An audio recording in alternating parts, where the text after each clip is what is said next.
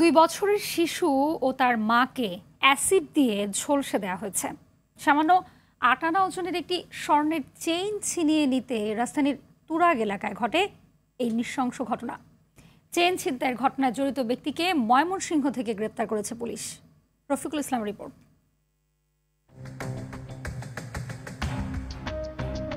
21 November সকাল 10:30টা CCTV ফুটেজে দেখা যায় রাজধানীর তুরাগের কামারপাড়া এলাকায় 2 বছরের শিশু ও তার মায়ের শরীরে অ্যাসিড নিক্ষেপ করে স্বর্ণের চেইন ছিনতাই করে পালিয়ে যাচ্ছে কালো টি শার্ট পরা এক ব্যক্তি।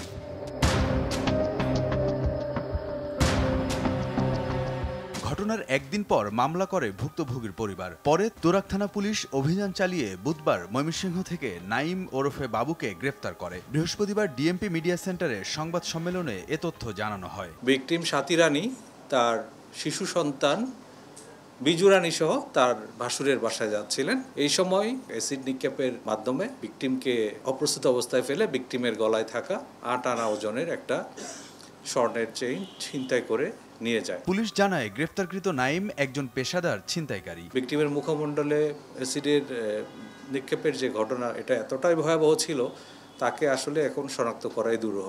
এবং এই ঘটনায় তার একটি চোখ পুরোপুরি এবং আর একটি চোখ আংশিক নষ্ট হয়ে যায়। অ্যাসিড নিক্ষেপের শিকার শিশু এবং তার মা জাতীয় বার্ন ও প্লাস্টিক সার্জারি ইনস্টিটিউটে চিকিৎসাধীন রয়েছে। এই যে ব্যাটারি চালিত রিক্সাগুলো আছে, ব্যাটারিতে যে অ্যাসিডটা ব্যবহার করা হয়, সেই অ্যাসিড সে সংগ্রহ করে। রফিকুল ইসলাম, RTV, ঢাকা।